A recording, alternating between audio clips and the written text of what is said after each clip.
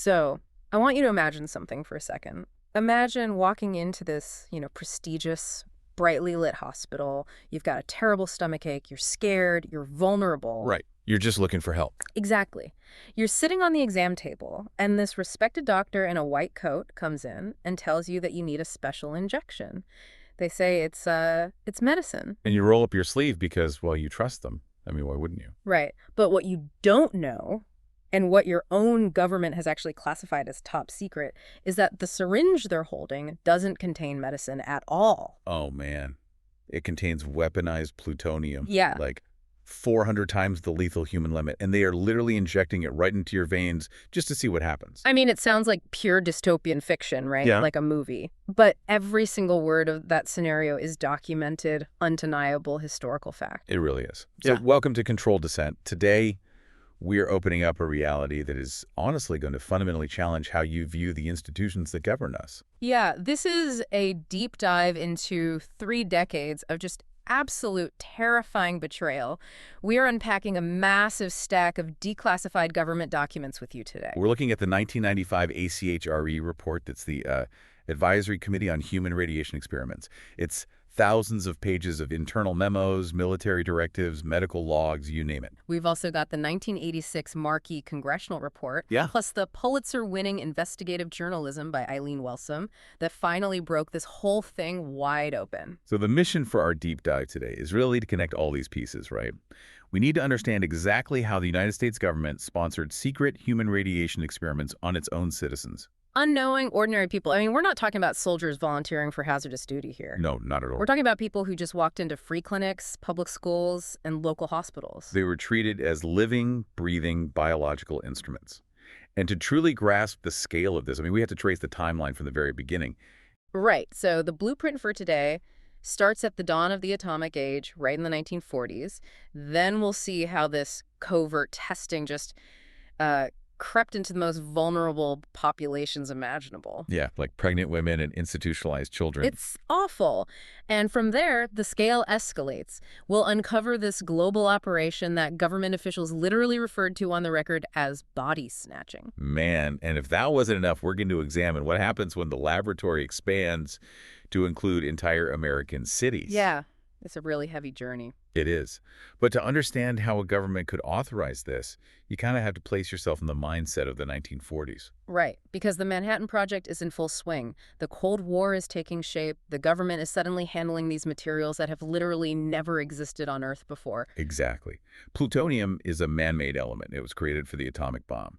And the scientists, they had a very immediate, very terrifying problem in their hands. Which was the workers, right. The workers in these secret facilities were inhaling plutonium dust. Yeah.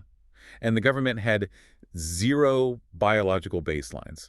They had absolutely no idea how it moved through the human body. So they needed to know the metabolism of radioactive materials to establish, safety limits for their workforce. But you can't exactly post a flyer at the grocery store asking for volunteers to be injected with plutonium. Right. So they just didn't ask.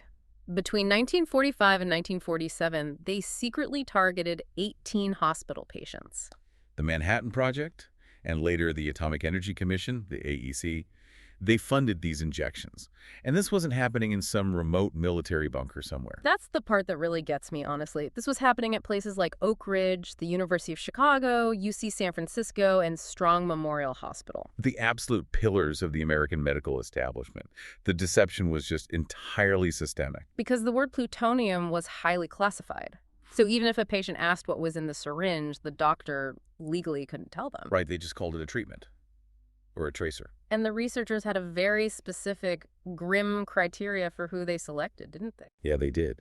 They specifically looked for patients who were diagnosed as terminal. Wait, hold on. Why terminal patients? Because of the administrative calculation. I mean, they wanted people with a life expectancy of less than 10 years, so the patients would theoretically die before the long-term gruesome effects of the radiation could even manifest. That is incredibly dark. No. So they were actively hunting for people who were already dying just so they wouldn't have to deal with the consequences of poisoning them. Exactly. It was a way to hide the evidence in plain sight.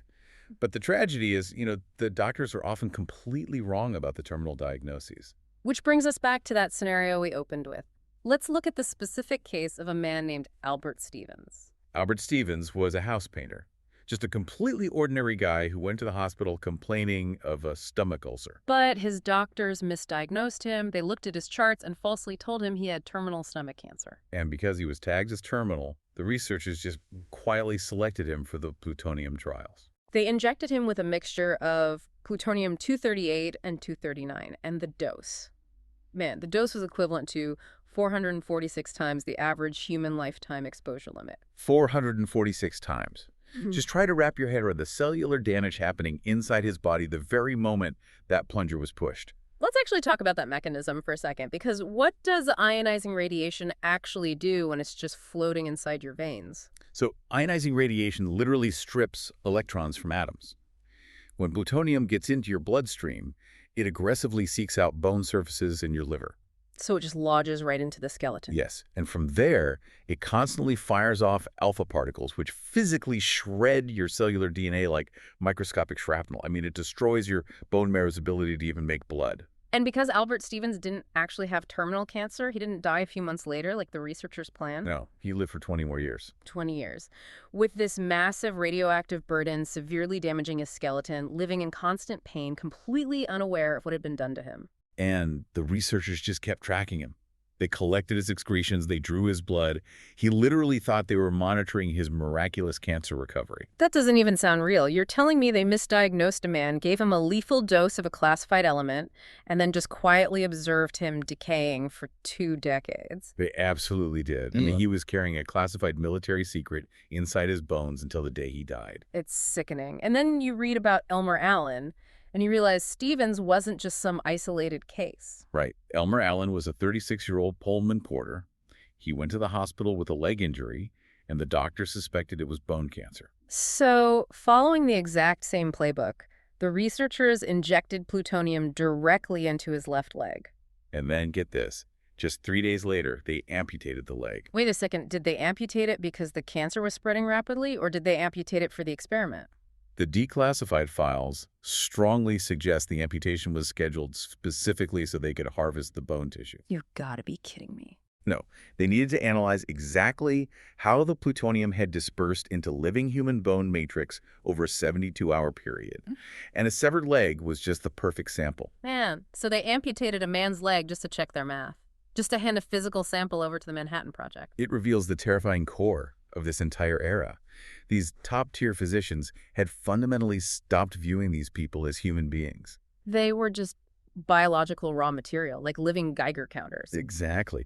The researchers needed calibration data for the nuclear workforce, and they decided that vulnerable, sick citizens were just the perfect expendable resource. It completely vaporizes the Hippocratic Oath. The whole idea of first do no harm was just thrown out the window. In their paradigm, national security eclipsed all medical ethics. The state's need for data was deemed infinitely more important than bodily autonomy. And because of the classification laws, it was this perfect closed loop of abuse. I mean, if the very word plutonium is a state secret, the patient literally doesn't have the vocabulary to report a crime. Right. They controlled the materials, the funding, the doctors, and the narrative. Yeah. Everything. Which means the ethical floor hadn't just collapsed in the 1940s. It never even existed. It had completely dissolved. And that lack of boundaries explains exactly how we get to the next phase of the timeline. Right. Because if the initial justification was that these people were terminal, what happens when they move on to people who are just beginning their lives? This is where it gets profoundly disturbing. They shifted their focus to populations who had even less power and even less ability to ask questions. We're talking about pregnant women and institutionalized children. Let's unpack the Vanderbilt pregnancy study. Okay, so this took place between 1945 and 1949 at a free prenatal clinic run by Vanderbilt University and the Tennessee Department of Health. A free clinic, meaning they were specifically seeing impoverished, working-class pregnant women who were just trying to get basic health care. Over 829 women registered there, and during the routine visits, researchers just handed them these small liquid drinks. They looked the women right in the eye and told them it was a vitamin supplement, a cocktail to help their unborn babies grow strong. But it wasn't a vitamin at all.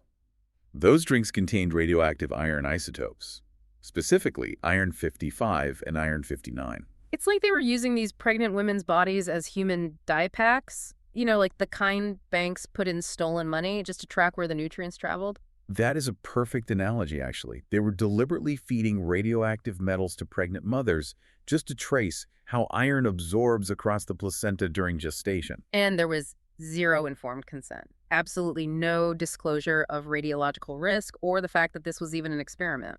Think about the biological mechanics here for a second. Iron is essential for fetal development. The mother's body aggressively shuttles iron directly to the growing baby. So they were essentially turning the mothers into delivery systems to irradiate their own fetuses. Exactly, and the outcome was tragic. In the 1960s, epidemiologists finally did a follow-up study on these women and their children. And the results were undeniable. They found a statistically significant increase in pediatric cancer among the offspring of the women who drank those cocktails. 4 of those children died of aggressive radiation-induced malignancies, mostly leukemia and sarcoma. 4 kids died because researchers lied to their mothers in a clinic that was supposed to be helping them. And here is the truly staggering part. The researchers published their findings in scientific journals. They proudly noted the data. Wait, so they knew their vitamin drink caused these cancers, published the data for other scientists to read, but didn't bother to tell the grieving mothers. That is exactly what the court records from the 1990s revealed. They tracked these children's deaths as data points on a graph, completely compartmentalizing their empathy. It's a level of institutional sociopathy that is just hard to process. But Vanderbilt wasn't an isolated incident either. Not at all. Let's travel up to Massachusetts in 1949, to the Fernald State School. This one just defies belief. The Fernald School was an institution for boys who were labeled in the terminology of the time as mentally retarded. These were highly vulnerable, institutionalized kids, wards of the state, or children from families who simply couldn't care for them at home. And researchers from MIT and Harvard just showed up. They set up what they cheerfully called a science club for these boys. Imagine the allure of that.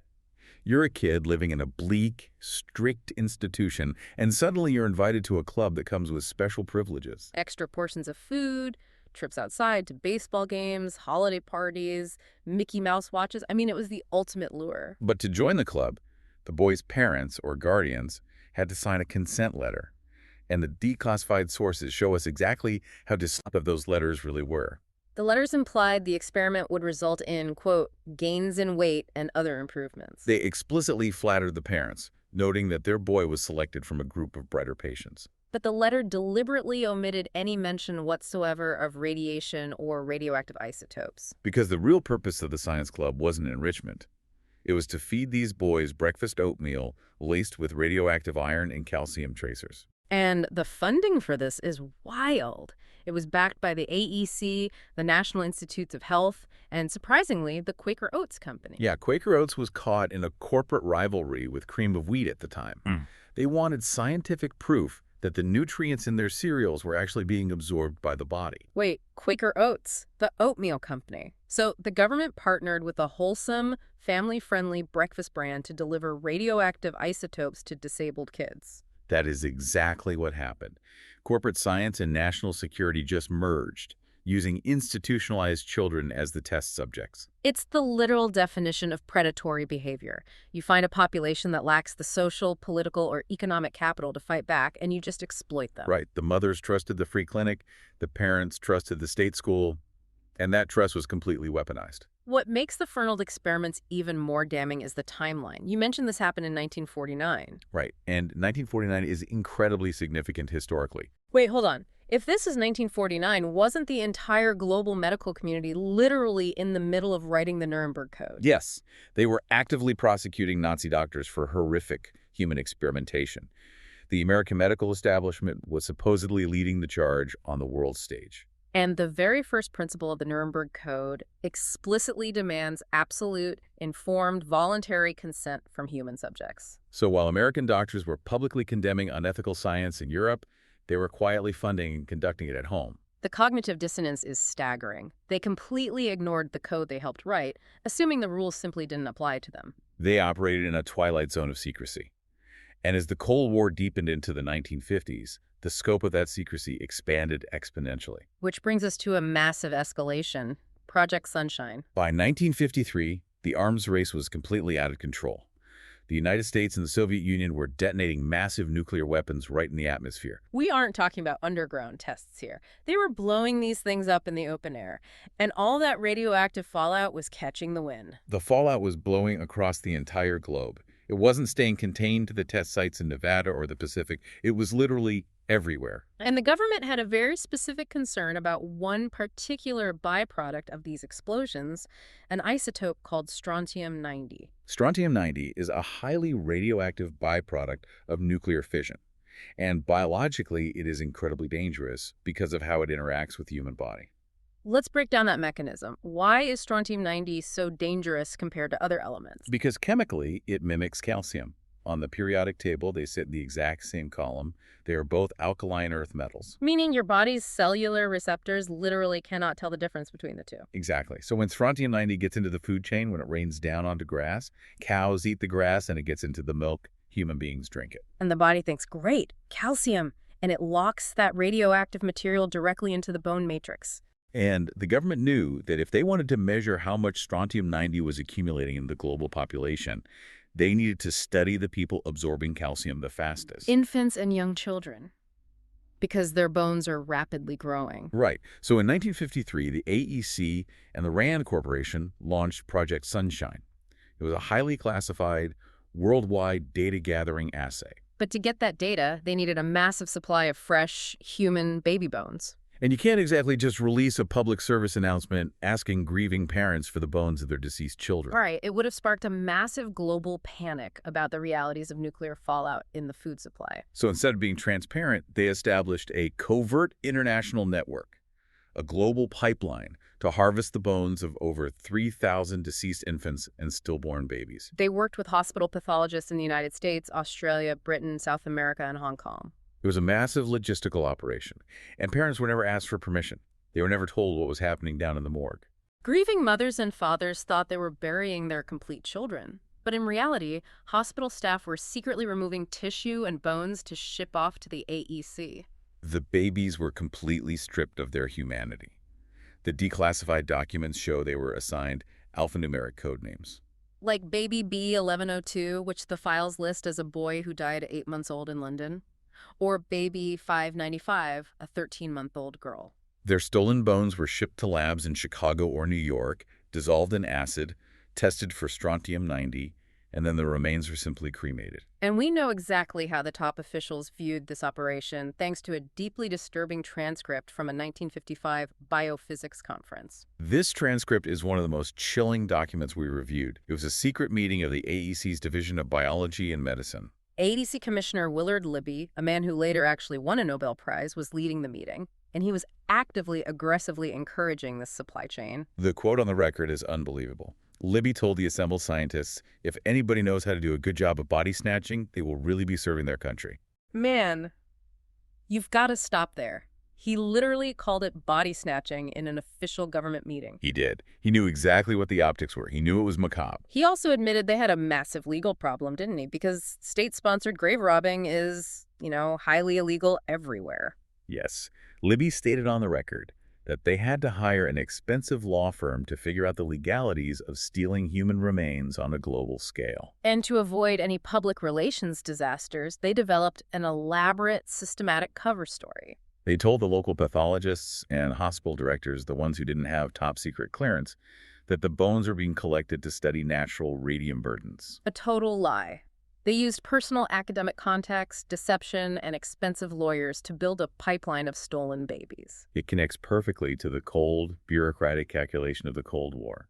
In the minds of the AEC, the entire globe was just a battlefield. They convinced themselves they were fighting for the survival of the human race. They needed to know how many bombs they could detonate before the planet became completely uninhabitable. But here is the critical insight.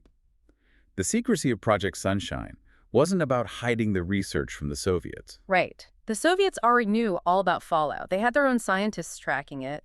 So who is the secrecy actually for? It was for us.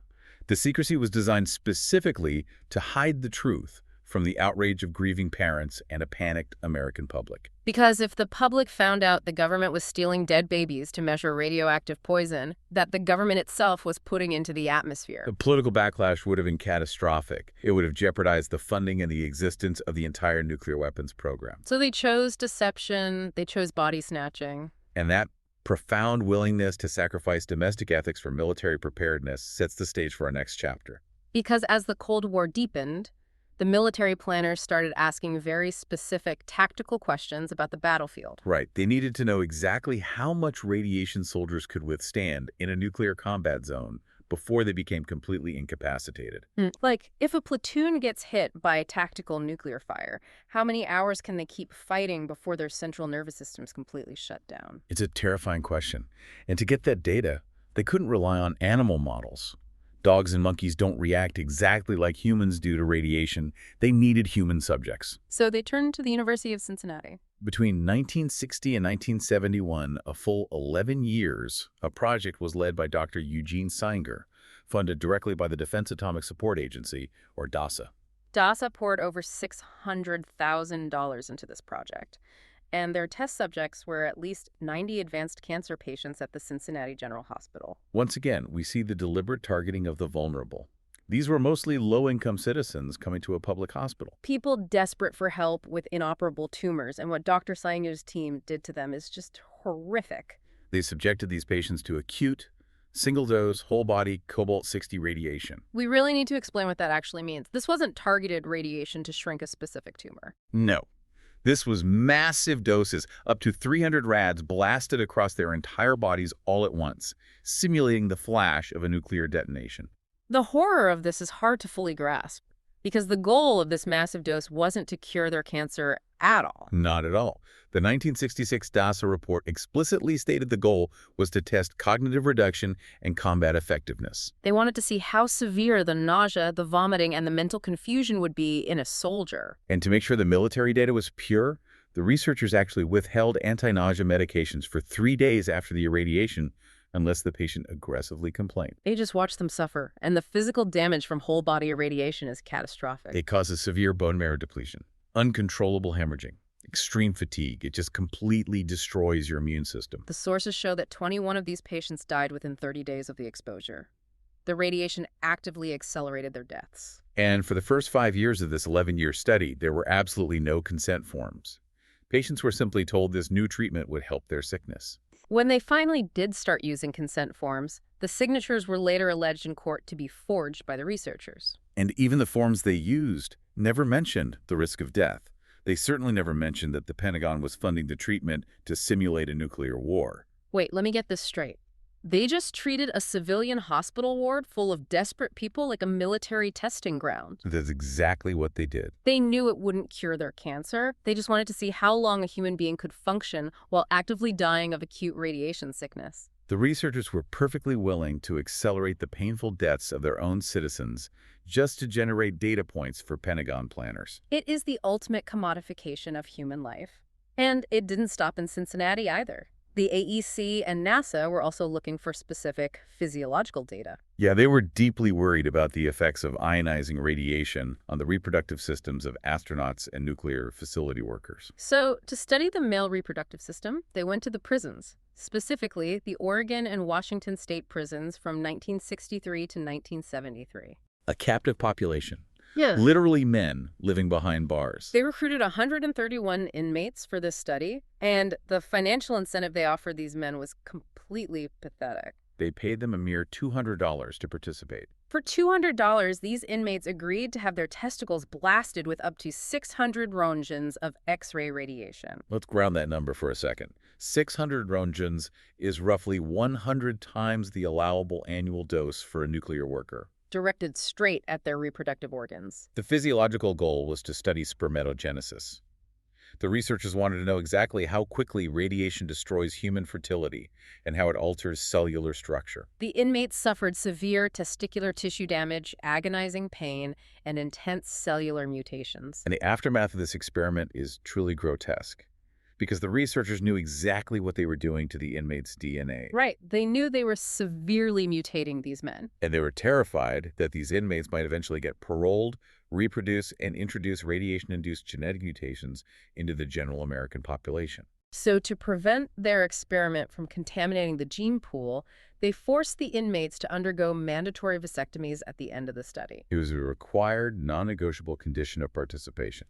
You get irradiated, and then you get permanently sterilized by the state. The economic coercion here is so blatant. You take men who have absolutely no income, no freedom, and no power, and you offer them a tiny bit of cash in exchange for their bodily integrity. And later, when this came to light, government reports actually tried to spin it. They claimed the prisoners volunteered because they felt they were performing an important public service. Yeah, right. A public service that leaves you permanently sterilized and in chronic pain. It highlights a core ethical failure that runs through all these sources. When a state has access to a captive population, the line between consent and coercion practically vanishes. It's deeply disturbing what happened behind these closed doors, in the hospitals, the state schools, the prisons. But here's where the narrative shifts again. Mm-hmm. Because what happens when the laboratory isn't just a room in a hospital or a prison cell? What happens when the laboratory becomes an entire geographic region? We have to talk about the intentional environmental releases, specifically the massive event known as the Green Run. This takes us to December 1949 at the Hanford site in Washington state. Hanford was the massive, sprawling plutonium production complex built during the Manhattan Project. It sits right along the Columbia River. And the AEC, working jointly with the U.S. Air Force, decided to conduct a highly classified, deliberate atmospheric release of radioactive gases over the region. Let's explain the mechanics of Hanford really quick. Normally, when uranium fuel is processed in a reactor to make plutonium, it becomes intensely radioactive. It's full of highly dangerous, volatile byproducts like iodine-131 and xenon-133. Right, and to manage that extreme danger, standard safety protocols required the fuel to sit and cool for 83 to 101 days before anyone processed it. Because that lengthy cooling period allows the short-lived, highly radioactive isotopes to naturally decay to much safer levels. But for the Green Run, the military intentionally ignored their own safety protocols. They took green uranium fuel that had only been cooling for a mere 16 days, and they pushed it through the processing plant. Not only that, they intentionally bypassed the safety scrubbers and the heavy filters on the exhaust stacks. They vented the raw, unfiltered, highly radioactive exhaust directly into the atmosphere over the Pacific Northwest. Why? I keep asking this, but why would the government intentionally poison the air over its own territory? It was a massive intelligence operation. The Air Force was frantically trying to develop long-range nuclear detection systems to track Soviet plutonium production. They needed a fresh, massive radioactive plume to calibrate their weather balloons, their aircraft sensors, and their radar systems. Exactly. They needed to see exactly how a fresh Soviet plume would behave in the atmosphere, so they used Hanford as their testing ground. They blasted approximately 8,000 curies of highly radioactive iodine-131 directly into the air. But the operation immediately went wrong.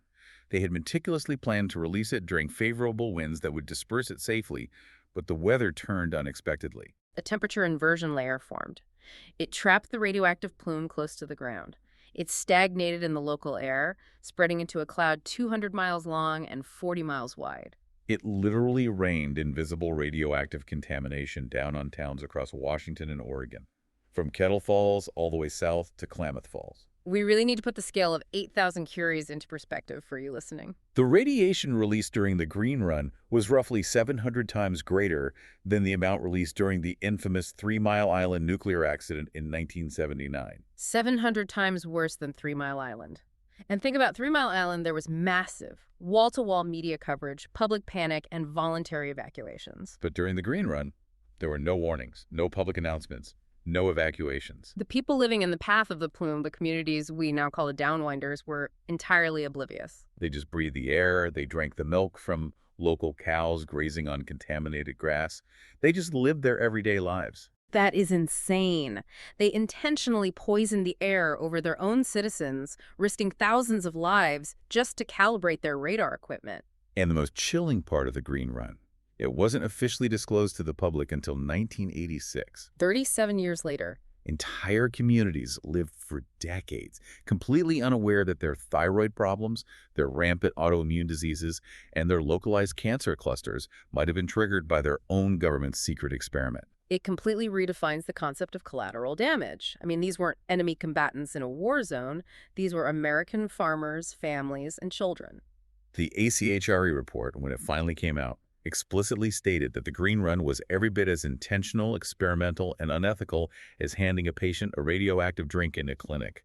It was human experimentation on a massive regional scale, and it wasn't the only one. The GAO later uncovered references to at least 12 other planned radiation releases at various government facilities. The state was using the environment itself as a petri dish, and millions of citizens as unwitting, unconsenting subjects. Which brings us to a massive, looming question that I've been thinking about this whole time.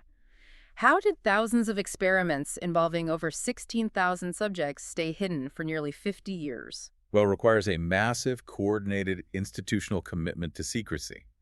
And we have the declassified documents that prove exactly how they built that wall of silence. Let's look at the incredibly damning 1947 AEC directive. This was penned by Colonel O.G. Haywood, Jr. of the Atomic Energy Commission Corps of Engineers. He issued a sweeping memo that explicitly ordered all documents referring to human radiation experiments to be classified as secret. But his written reasoning is what truly exposes the corruption. He didn't say it was to keep the science away from Soviet spies. No, the memo specifically states, in black and white, that the classification was to avoid adverse effects on public opinion or result in legal suits. They classified the truth to protect themselves from lawsuits and bad PR. They weaponized national security classifications to hide their own medical malpractice. It is the ultimate abuse of state power. When the government controls what is defined as a secret, they completely control accountability. They literally erase their crimes from the public record. And it worked flawlessly. I mean, it worked for decades. The truth only started to unravel very, very slowly in the late 1980s. The 1986 Markey Report was the first major crack in the dam. Representative Edward Markey's staff aggressively pushed the Department of Energy to release data, uncovering 31 initial experiments. But the real explosion of truth, the thing that brought the walls down, came in 1993, thanks to investigative journalist Eli and Kylie. Her Pulitzer-winning series, The Plutonium Experiment, published in the Albuquerque Tribune, changed everything. We really need to talk about her methodology because she didn't just report the dry scientific data. She spent years tracking down the actual names of the people who were injected with plutonium. She went through declassified dog tag numbers, hunted down obscure, decades-old hospital records, and literally knocked on doors. She gave humanity back to the subjects who had been reduced to alphanumeric codes in classified files. I mean, she was the one who found Albert Stevens. She was the one who found Elmer Allen. Her relentless reporting sparked a massive public outcry. The sheer human tragedy of it finally forced Energy Secretary Hazel O'Leary to open the archives. Secretary O'Leary championed an openness initiative, bravely declassifying millions of pages of Cold War documents the military wanted to keep hidden. Which led directly to President Clinton establishing the ACHRE Committee in 1994 to investigate the full, staggering scope of the horrors. The veil was finally lifted, the public could see the monster, but exposure is not the same thing as justice, is it? Right, and this is where the story gets infuriating all over again. Because what actually happened when the victims and their grieving families finally took these powerful institutions to court? They faced a massive legal labyrinth specifically designed to protect the government. While some victims did win class action settlements, true accountability was practically non-existent. The settlement numbers sound large at first glance. Vanderbilt settled the pregnancy study for $10 million. The Washington state prisoners settled for $2.4 million. The Cincinnati families settled for $4 million. But when you divide those settlements among hundreds of plaintiffs and factor in decades of suffering, medical bills, and massive attorney fees, it's an absolute pittance. And more importantly, the federal government successfully shielded itself from any direct constitutional liability. How did they manage that exactly? They used a powerful, deeply frustrating legal doctrine called sovereign immunity. Let's explain sovereign immunity. It essentially means that the government cannot be sued without its own consent. You cannot hold the state liable for actions it took under its official capacity unless it actively allows you to. So the very entity that funded, directed, and classified the experiments just legally walled itself off from the consequences. States. Exactly. The courts dismissed the United States as a direct defendant in many of these mass torts, leaving the universities and the individual researchers to pay out settlements without ever formally admitting any wrongdoing. Wait, so they pay out a settlement using taxpayer and university money, they legally admit no wrongdoing, and what happens to the doctors who actually held the syringes? Absolutely nothing.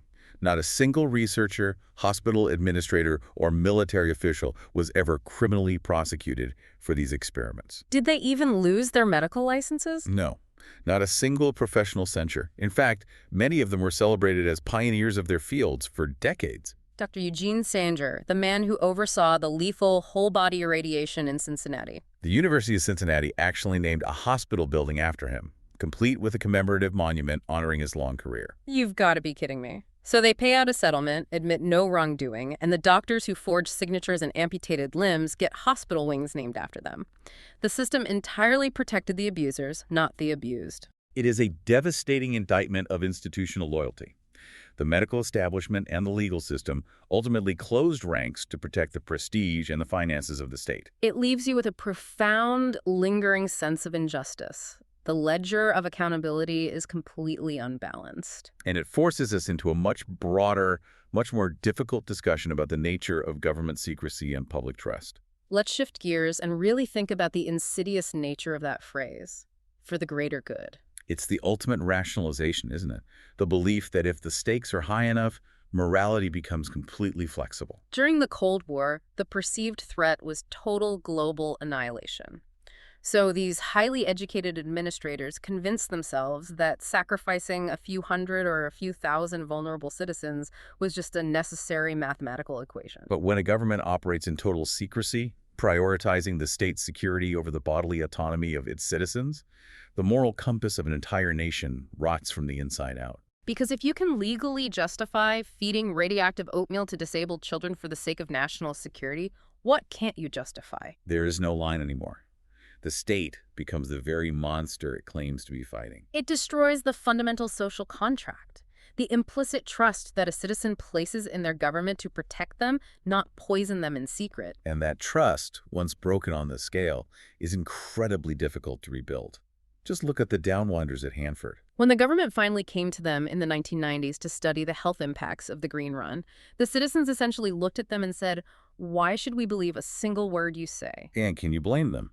The legacy of this deception is a deep generational cynicism toward federal authority in medical science. Which brings us to some really chilling final thoughts, things to ponder as we wrap up this deep dive. We know about the 16,000 subjects the ACHRE report found. That number is horrifying enough. But we also know that institutions actively destroyed records before the investigators arrived. Vanderbilt University actually admitted in court that their original, detailed files, the files containing the precise radiation doses for those pregnant women, were lost or inadvertently destroyed. So the provocative question is, how many undocumented, unrecorded experiments are forever lost to history? How many people lived and died with mysterious radiation sickness, never knowing that their own government pulled the trigger? Furthermore, what are the transgenerational genetic impacts of all this?